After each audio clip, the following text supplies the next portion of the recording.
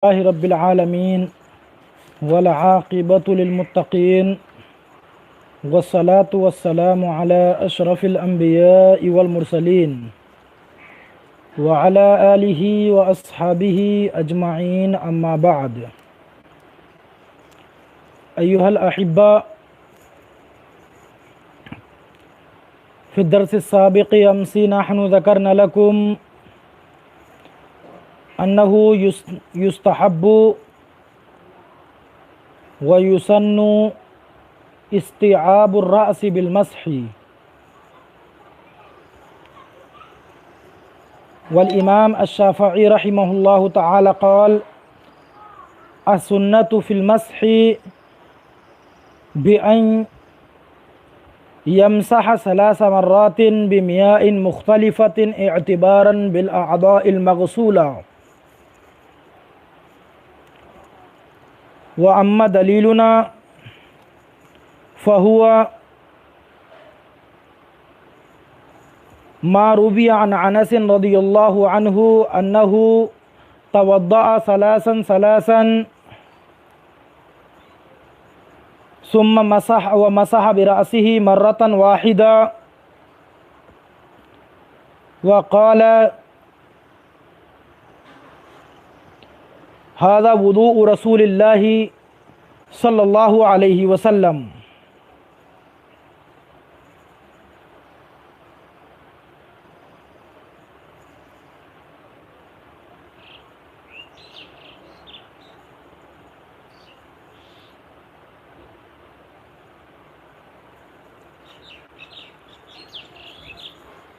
وأما الذي يروى من التثليث، يعني قد روي هناك حديث التثليث أيضا، فهذا الحديث محمول على المسح 3 مرات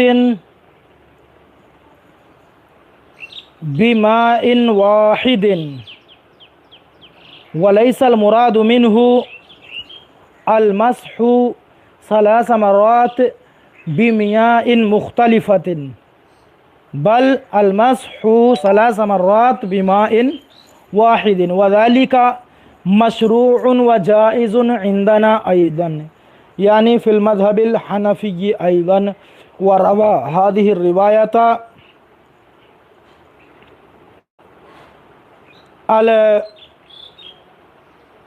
الإمام الحسن عن الإمام أبي حنيفة رحمه الله تعالى.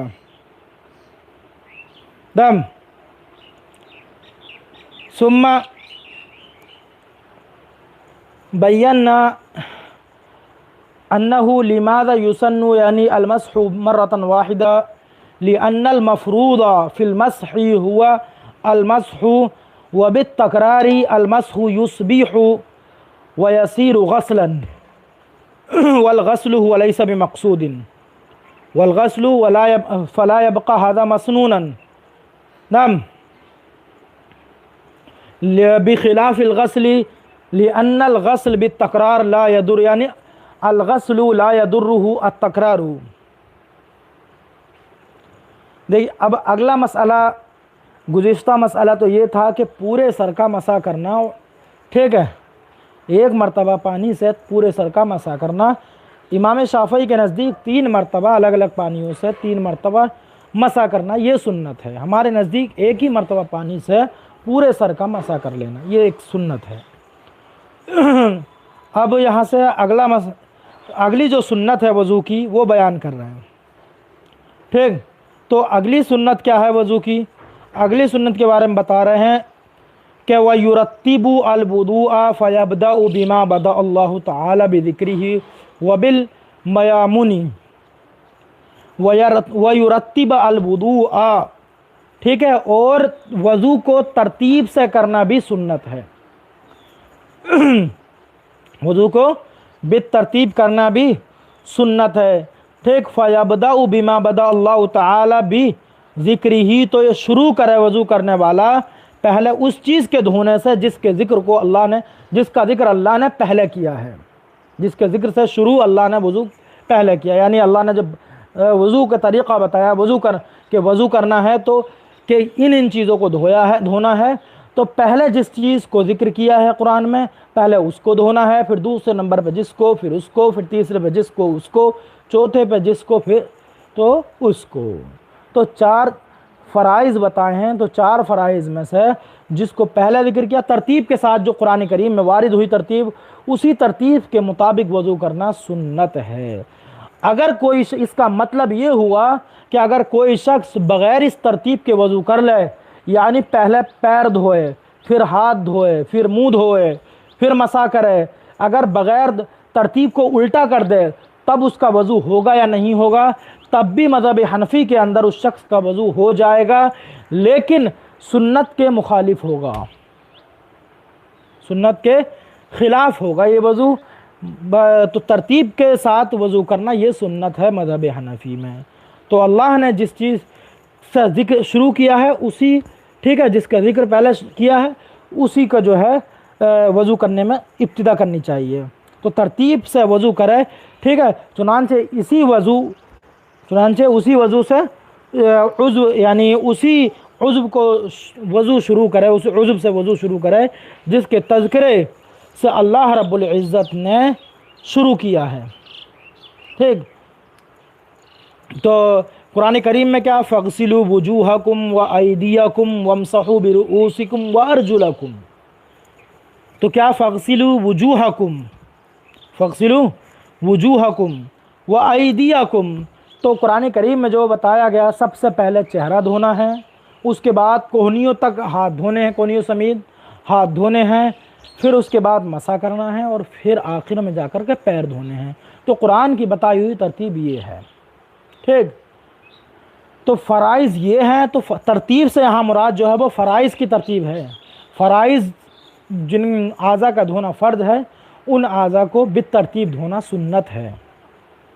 تو وہی ہے وَيُرَتِّبُ الْوُضُوءَ فَيَبْدَأُ بِمَا بَدَأَ اللَّهُ تَعَالَى بِذِكْرِهِ وَبِالْمَيَامُنِ، ٹھیک۔ تو وضو کو ترتیب دے، ٹھیک، تو شروع کرے اس کے دھونے سے جس کا ذکر اللہ رب العزت نے پہلے کیا ہے، جس کے ذکر سے، جس کے تذکرے سے اللہ نے شروع کیا ہے وضو کو بیان کرنا۔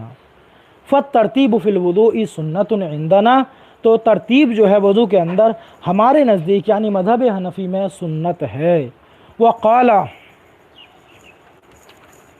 الشافعی رحمہ اللہ تعالی، اور امام شافعی فرماتے ہیں کہ فرض لقولہ تعالی فاغسلوا وجوہکم، اور امام شافعی کہتے ہیں کہ ترتیب کے ساتھ وضو کرنا فرض ہے۔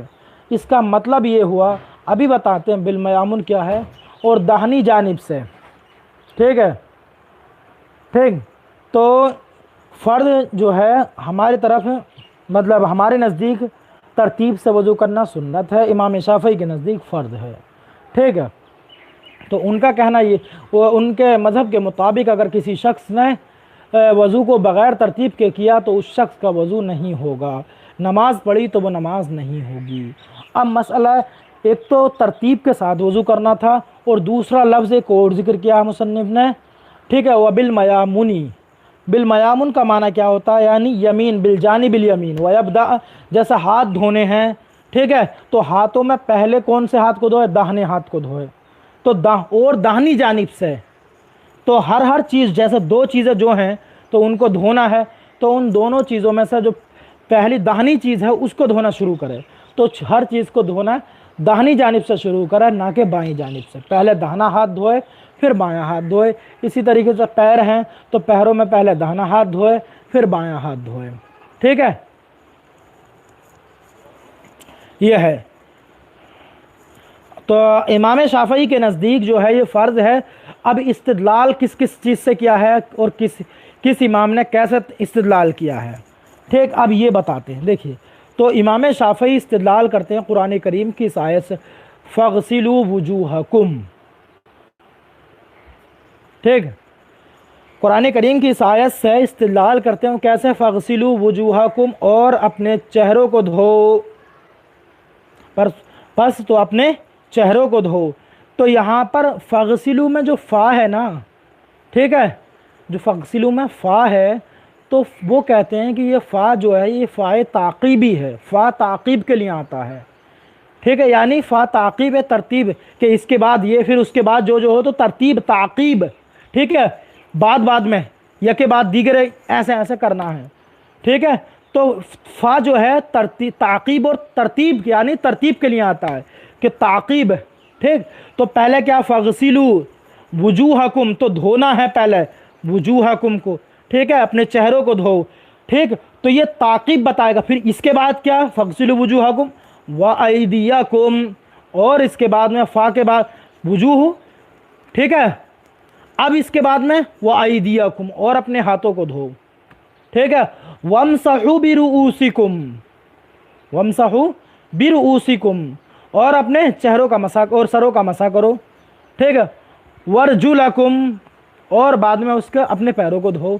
تو یہ ترتیب ہے، ٹھیک، یہ ترتیب ہے۔ اس ترتیب کے سبب سے تو یہ فا تعقیب کے لیے وارد ہوا ہے۔ تو اس تعقیب کے سبب سے امام شافعی کی دلیل یہ ہے کہ تعقیب کے لیے جب آیا ہے اور اس میں تعقیب میں ترتیب کا معنی پایا جاتا ہے، پتہ چلا کہ ترتیب کے ساتھ ہی وضو کو کرنا ہے، بغیر ترتیب کے قطعاً جائز نہیں ہوگا۔ ہماری دیکھیے ابھی مزید اس میں تفصیل جو ہے وہ آگے ابھی بیان کرتے ہیں، ابھی جو تھوڑا سا اور سنیے ہماری دلیل کیا ہے اس میں، پہلے وہ بتاتے ہیں، ٹھیک ہے۔ ہماری دلیل اس میں یہ ہے کہ ان المذکور فیہا حرف الواو وہی لمطلق الجمع باجماع اہل اللغت فتقتضی اعقاب غسل جملۃ الاعضاء، ٹھیک ہے۔ ہماری دلیل یہ ہے کہ اس کے اندر جو مذکور ہے وہ فا، ٹھیک ہے، حرف واو ہے، حرف واو ہے۔ دیکھیے کیا ہے، فغسلوا وجوہکم وایدیکم، کہ اپنے دھو، پس تو دھو لو اپنے چہروں کو، ٹھیک ہے، چہروں کو دھونا، اور کیا دھونا، وایدیکم، ٹھیک ہے، واو آیا، وایدیکم واو حرف، ٹھیک ہے، وامسحوا برؤوسکم، اور اپنے سروں کا مسح کرو، وارجلکم، اور اپنے پیروں کو دھو۔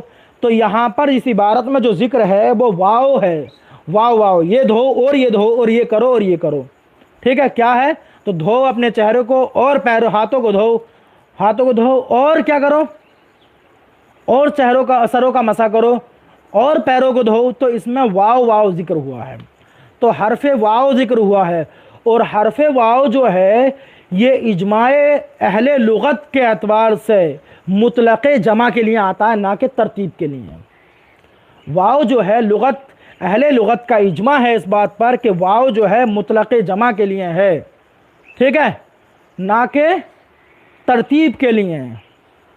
تو جب ترتیب کے لیے نہیں بلکہ یہ مطلق جمع کے لیے ہے، جب واو مطلق جمع کے لیے ہے تو یہ واو جو ہے تقاضا کرے گا اب کس چیز کا، اعقاب غسل جملۃ الاعضاء۔ تو یہ تقاضا اس بات کا کرے گا کہ تمام اعضاء کو دھویا جائے اس کے بعد میں، ٹھیک ہے، یعنی فغسلوا غسل دھونے والا جو ہے، اس کے بعد میں ان تمام اعضاء کو دھویا جائے، جو بعد میں فغسلوا کے بعد میں جو ذکر ہو رہے ہیں ان تمام اعضاء کو دھویا جائے، ٹھیک، ہاتھوں کو دھویا جائے، چہرے کو دھویا جائے، اسی طریقے سے پیروں کو دھویا جائے، اور مسح سر کا کیا جائے۔ تو ان اعضاء مغسولہ کا ان سب کو اپنے بعد میں چاہتا ہے، یہ چیزیں فغسلوا کے بعد میں ہونی چاہیے، یعنی غسل میں داخل ہوں، یہ چیزیں دھوئی جائیں۔ تو وہی کہا، اعقاب معنی بعد میں، اعقاب یعنی بعد میں ہونے کو، فقتضی اعقاب غسل جملۃ الاعضاء۔ تو یہ واو جو ہے تقاضا کرے گا کہ یہ جملہ اعضاء جو ہیں ان کے دھونے کو بعد میں کر دے، ٹھیک ہے۔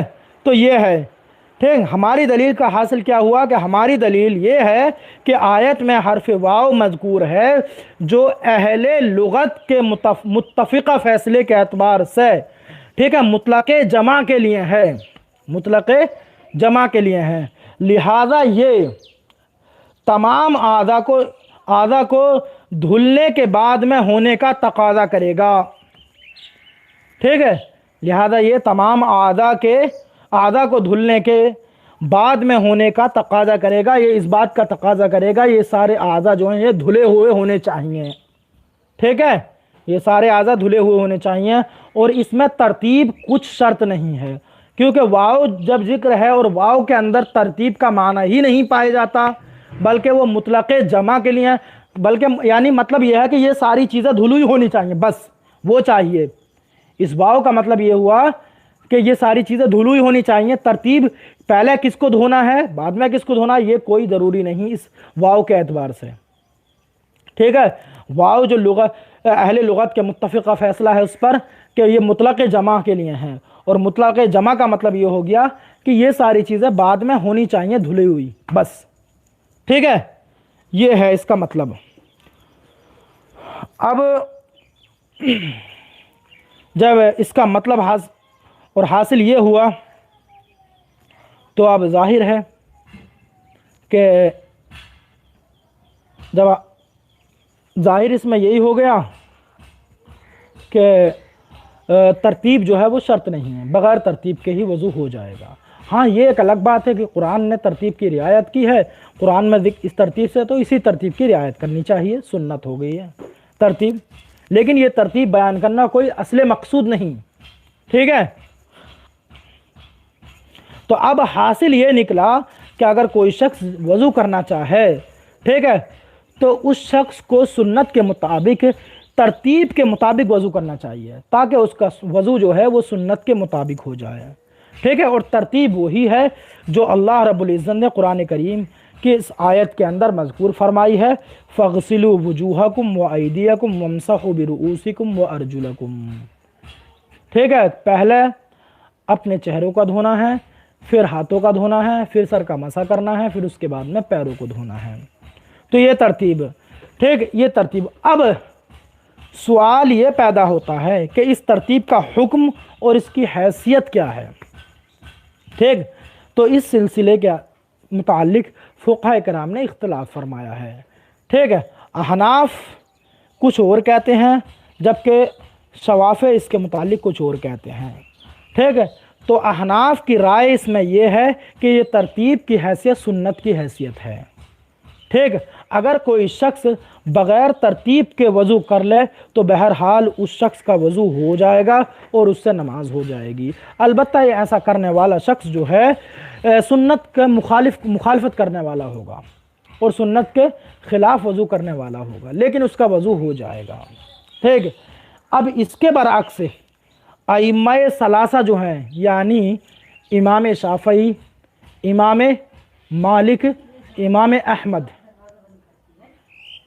امام شافعی، امام احمد، یہ تینوں ائمہ جو ہیں ترتیب کی فرضیت کے قائل ہیں، ترتیب کی فرضیت کے قائل ہیں، اور یہ کہتے ہیں کہ جو شخص ترتیب کے بغیر وضو کرے گا، جو شخص ترتیب کے بغیر وضو کرے گا اس کا وضو ہی نہیں ہوگا، اس شخص کا وضو نہیں ہوگا۔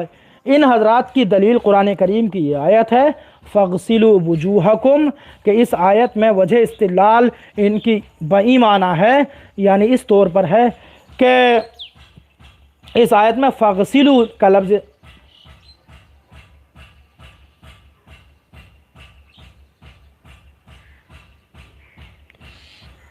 ابھی بتا رہا ہوں اس کا مسح کیوں ہونا چاہیے، ٹھیک ہے۔ جب دیکھیے تو کیا مطلب اس سے پتا چلا، مطلق کا معنی مطلق یعنی عام، ایک دم مطلق، عام طور سے، مطلقاً، مقید نہیں، اس میں قید نہیں کسی چیز کی، نہیں، مطلق، آزاد، مطلق یعنی آزاد، آزاد جمع کے لیے، یعنی محض جمع کے لیے، ٹھیک ہے۔ تو دیکھیے اب ان حضرات کی جو دلیل ہے ان کی دلیل کس طور پر پیش کی، فَاغْسِلُوا کا میں فا ذکر ہوا ہے، ٹھیک ہے، جب فا مذکور ہے اور فا جو ہے وہ تعقیب کے لیے آتا ہے، یعنی بعد میں کرنے کے لیے، اس کا معنی کہتا ہے تعقیب کا مطلب بعد میں کرنا، ٹھیک ہے۔ تو تعقیب کے لیے فا آتا ہے اور یہ جو ہے ترتیب کا فائدہ دیتا ہے، فا تعقیب کے لیے آتا ہے اور تعقیب فائدہ ترتیب کا دیتی ہے، جب ترتیب کا فائدہ دیتے ہیں تعقیب جو ہے، تو اب اس آیت قرآنی کے نقطۂ نظر سے مطلب یہ ہوا کہ پہلے جو ہے وہ ہاتھوں کو دھونا ہے، پھر پہلے چہرے کو دھونا، پھر ہاتھوں کو، پھر مسح کرنا، پھر پیروں کو دھونا، ٹھیک ہے، یہ ہوا مطلب اس کا، ٹھیک ہے۔ چہرہ دھونا چاہیے اور پھر اس کے بعد غسل یعنی پہلے چہرے کو دھونا یعنی غسل وجہ جس کو بولتے ہیں، اور پھر اس کے بعد تین اعضاء جو ان کو دھونا، ٹھیک ہے۔ تو یہ ہوئی ترتیب اس پرانی آیات کے نقطۂ نظر سے، ٹھیک ہے، اس کے مطلب سے۔ اس لیے انہوں نے یہ کہا، ٹھیک ہے، اس لیے کہ وہ سب میں جو فَاغْسِلُوا وُجُوهَكُمْ پہ عطف ہوتا چلا جا رہا ہے، اور کبھی کبھی مرتب پر معطوف ہونے والی چیز بھی مرتب ہوا کرتی ہے، مرتب پر معطوف ہونے والی چیز بھی مرتب ہوتی ہے۔ تو ان حضرات کا استدلال اس طور پہ۔ اب دیکھیے ان کا ایک استدلال اور بھی ہے جو مصنف نے کتاب کے اندر ذکر نہیں کیا ہے۔ ان کا ایک دوسرے طریقے سے بھی استدلال ہے۔ دوسرے طریقے سے استدلال ان کا یہ ہے کہ قرآن کریم نے پیروں کو دھلنے کا حکم مسح راس کے بعد بیان کیا ہے، ٹھیک ہے۔ جو ابھی تم کہہ رہے تھے نا کہ مطلب اس اعتبار سے تو یہ پیروں کا بھی مسح ہونا چاہیے، نہیں، پیروں پہ عطف جو ہے دیکھیے کیا ہے، فَاغْسِلُوا وُجُوهَكُمْ وَأَيْدِيَكُمْ، ٹھیک ہے، وَامْسَحُوا بِرُؤُوسِكُمْ وَأَرْجُلَكُمْ۔ اگر مسح ہوتا تو ارجلیکم ہونا چاہیے ہو، ٹھیک ہے۔ تو عطف کس پہ ہوتا؟ مسح پہ عطف ہوتا، تو یہ مجرور ہے، جار مجرور ہے، اس پہ با حرف جار داخل ہے۔ وَامْسَحُوا بِرُؤُوسِكُمْ با داخل ہے، با حرف جار، ٹھیک ہے۔ تو اس نے مجرور کر دیا، تو جب با حرف جار داخل ہے تو یہاں پر کسرہ ہے، بِرُؤُوسِكُمْ سِكُمْ، ٹھیک ہے۔ تو اگر اس پہ عطف ہوتا تو کیا، یعنی ارجل کا اگر عطف اس پہ ہوتا اور ٹھیک ہے تو کیا ہونا چاہیے تھا، وَامْسَحُوا بِرُؤُوسِكُمْ وَأَرْجُلِكُمْ، لیکم ہونا چاہیے، کسرہ پڑھنا چاہیے۔ تو اب معنی کیا ہوتا کہ آپ نے ہاتھوں کو دھو، چہرے کو دھو اور ہاتھوں کو دھو اور سر کا مسح کرو اور پیروں کا مسح کرو، یہ معنی ہو جاتا پھر۔ لیکن یہ مراد نہیں، بلکہ اس کا عطف جو ہے کہاں پر ہے، وَأَرْجُلَكُمْ، تو ارجلکم کا عطف جو ہے پہلے والے پر ہے، بیچ میں یہ اس کو ٹھیک ہے، اس بیچ والے پہ وَامْسَحُوا بِرُؤُوسِكُمْ پہ عطف نہیں بلکہ ما قبل پہ ہے اس سے، ٹھیک ہے۔ تو ان کا وجہ استدلال ہے اس چیز میں بھی، اس میں بھی اصحاب ثلاثہ جو یعنی ائمہ ثلاثہ جو ان کے استدلال ہے اس سے بھی، وہ یہ کہتے ہیں کہ دیکھیے اگر ترتیب شرط نہ ہوتی، ٹھیک ہے، ترتیب جو ہے اگر شرط نہ ہوتی تو قرآن کریم نے جو پیروں کو دھلنے کا جو حکم مسح راس کے بعد میں بیان کیا ہے، کیا کہا کہ پیروں کو دھونا جو ہے یہ کہاں مسح راس کے بعد میں ہے، ٹھیک ہے۔ تو مسح راس کے بعد میں ذکر کیا پیروں کے دھونے کو، جبکہ ضروری یہ ہوتا کہ پہلے اعضاء مغسولہ جو ہیں ان کو پہلے ذکر کیا جاتا تینوں کو، اور معطوف علیہ کے درمیان فصل کرنا، ٹھیک ہے، یہ بغیر ضرورت کے نہیں ہونا چاہیے، ٹھیک ہے۔ اور معطوف علیہ میں یہ فصل ہوتا ہی نہیں اگر یہاں پر ترتیب ملحوظ خاطر نہ ہوتی، تو اگر ملحوظ مقصود نہ ہوتی، ٹھیک ہے، یا ترتیب جو ہے ملحوظ اگر نہ ہوتی، ٹھیک ہے، مقصود نہ ہوتی، تو یہاں پر ارجلکم جو ہے وہ ارجلکم اس کو مؤخر نہ کیا جاتا بلکہ ایسا کہا جاتا، ٹھیک ہے، وَاغْسِلُوا وُجُوهَكُمْ وَأَيْدِيَكُمْ وَأَرْجُلَكُمْ وَامْسَحُوا بِرُؤُوسِكُمْ، ایسے آیت ہوتی، ٹھیک ہے۔ لیکن مقصود ترتیب ہے، اس وجہ سے وَامْسَحُوا بِرُؤُوسِكُمْ کو مقدم کر دیا، وَأَرْجُلَكُمْ کو مؤخر کر دیا، ٹھیک ہے۔ اب آپ یہ سوچیں، خود سوچ سکتے ہیں یہ بات کہ اگر ترتیب فرض و ضروری نہ ہوتی، ٹھیک ہے، تو غسل رجلین کے حکم کو، ٹھیک ہے، مسح راس پر مقدم ہی کیا جاتا، کیونکہ قاعدے کے اعتبار سے یہی مناسب ہے کہ معطوف علیہ کے درمیان کوئی جملہ معترضہ نہ لایا جائے، جملہ بیچ میں داخل نہ کیا جائے، یہی ہے اصل ترتیب۔ لیکن یہاں پر ترتیب مقصود ہے، اس وجہ سے ہی اس کو مؤخر کیا گیا، ٹھیک ہے۔ مغسولات کو پہلے ذکر کر دینا چاہیے تھا تینوں کو، اس کے بعد میں جو ہے ممسوح، ٹھیک ہے، مسح راس کو ذکر کرنا چاہیے، لیکن ایسا نہیں کیا گیا، تو پتہ چلا ترتیب جو ہے وہ ضروری اور فرض ہے۔ اب اس کا جواب ہماری طرف سے کیا ہے، دلیل کیا ہے، اور جو کتاب میں ذکر کی تھی وہ دلیل ایک مختصر تھی، میں نے بیان کی۔ انشاءاللہ اس کی مزید تفصیل اور ان کا جواب، ان کے دلائل کا جواب انشاءاللہ تعالی نبین فی اللقاء الآتی، یعنی فی الدرس الآتی غدا انشاءاللہ تعالی، فاصبروا الی الغد، والسلام علیکم ورحمۃ اللہ وبرکاتہ۔